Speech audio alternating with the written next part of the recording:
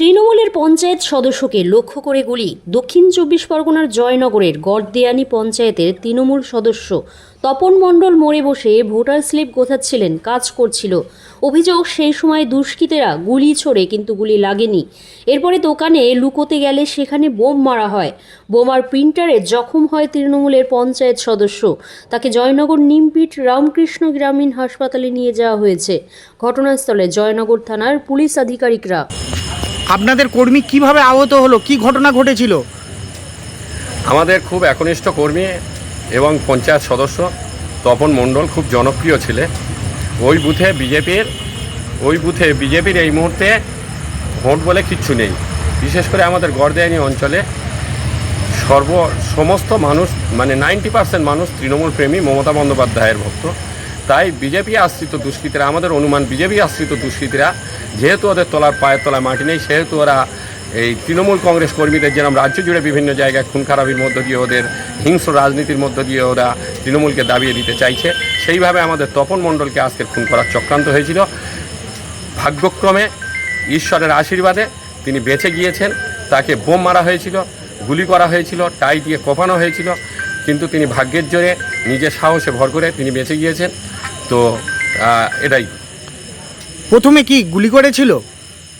যা আমরা শুনেছি, প্রথমে গুলি করা হয়েছিল, গুলিটা লক্ষ্যভ্রষ্ট হয়, তারপর বোম্বিং করা হয়। আমাদের তপন মণ্ডল গ্রামে ভোটার স্লিপ বিলি করে এসে মোড়ের মাথায় একটা দোকানে সেখানে বসে ভোটার স্লিপ বাছাইয়ের কাজ করছিলেন। আগামীকাল আবার বিলি করার জন্য ওরা তিনজনে বসেছিল। এই সময়, এমন সময় 4-5 জন দুষ্কৃতী ওরা এসে ওখানে অতর্কিতে গুলি চালায়। গুলিটা লক্ষ্যভ্রষ্ট হয়, তখন তপন দোকানের মধ্যে চলে যাওয়ার চেষ্টা করে। আবার বোম্বিং করা হয়, বোম লাগে, তপনের গায়ে বোমের আঘাতপ্রাপ্ত হয়, তপন গুরুতর জখমও হয়। সেই অবস্থায় ও দোকানের মধ্যে ঢুকে যাওয়ার চেষ্টা করে, শাটার ফেলার চেষ্টা করে। সেই সময় পিছন থেকে আবার ধারালো অস্ত্র দিয়ে তপনকে কোপানো হয়। তারপরে তপন দোকানের মধ্যে ঢুকে গেলে ওরা দুষ্কৃতীরা রাস্তায় বোম্বিং করতে করতে পালিয়ে যায়।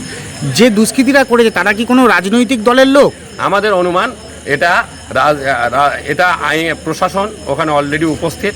এই মুহূর্তে আমরা বলতে পারছি না ওটা, কিন্তু বিজেপি আশ্রিত দুষ্কৃতীরা এই কাণ্ড ঘটিয়েছে বলে আমাদের অনুমান। আপনার নাম? আমি শাহাবুদ্দিন শেখ, গড়দেয়ানি অঞ্চল তৃণমূল কংগ্রেস সভাপতি। কি ঘটনা ঘটেছিল দাদা? দাদা, আমরা ভোটার স্লিপ বিলি করে এসে আর কিছু কাগজ বাকি বাছাই করছিলাম।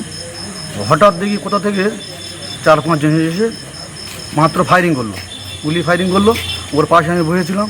আমি তো জীবন বাঁচাতে আমি লাভ মেরে ছুট মেরেছি। এদিকে বলছি তখন মনে হয় মেরে দিয়েছি বলে ছুট মেরেছি। এবার তারপরে ওর কোপ শুরু করে এবং বোম চার্জিং হচ্ছে। এবার মোড়ের লোক ছিল, সাধারণ মানুষ, সবাই ছুটে পালিয়েছে।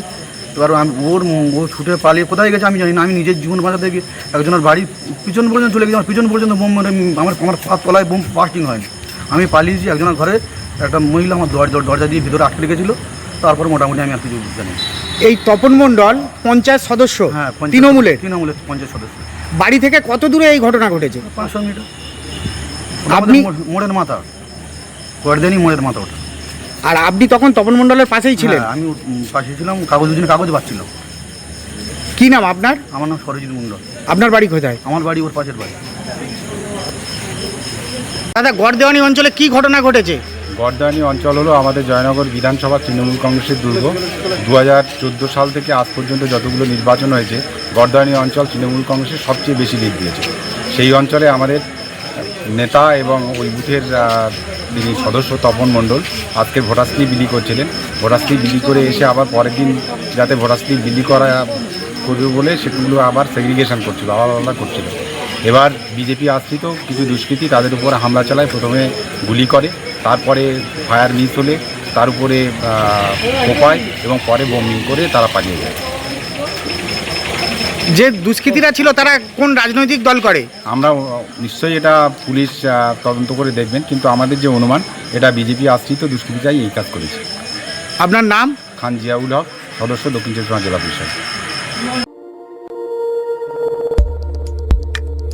দেখতে থাকুন নিউজ প্রাইম টাইমস, আপনাদের সাথে, আপনাদের পাশে।